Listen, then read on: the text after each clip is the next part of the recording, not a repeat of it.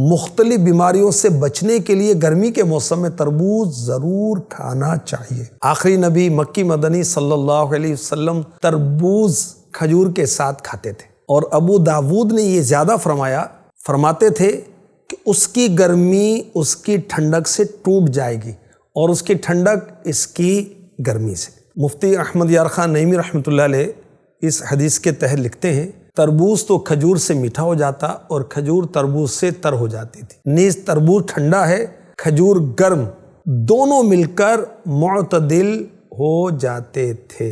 اعلیٰ حضرت رحمۃ اللہ علیہ نقل کرتے ہیں، کھانے سے پہلے تربوز کھانا پیٹ کو خوب دھو دیتا ہے اور بیماری کو جڑ سے ختم کر دیتا ہے۔ تربوز پر ہلکا سا ہاتھ مارنے پر مدھم سی آواز آنا اس کے عمدہ اور پکے ہونے کی علامت ہے۔ تربوز میں گوشت پیدا کرنے والے اجزاء پائے جاتے ہیں۔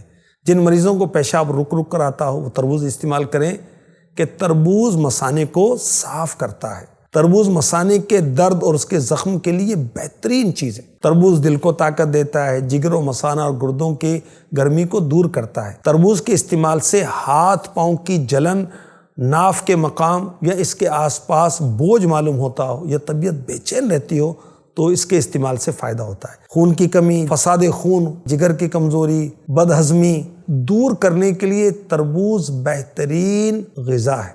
رات ہو یا دن تربوز کھا کر اوپر سے پانی نہ پئیں، اسے کھا کر فوراً سو جانے سے ہیضہ ہو سکتا ہے۔ تربوز دل کو فرحت دیتا ہے۔ تربوز خون کی تیزابیت اور گرمی ختم کرتا ہے۔ تربوز ٹائفائڈ میں بہترین غذا ہے۔ جس دن تربوز کھائیں چاول ہرگز نہ کھائیں۔ بلغمی مزاج والے، معدے کے مریض، جن کو پٹھوں میں درد ہوتا ہو، پیشاب زیادہ آتا ہو، شوگر کے مریض، تربوز استعمال نہ فرمائیں۔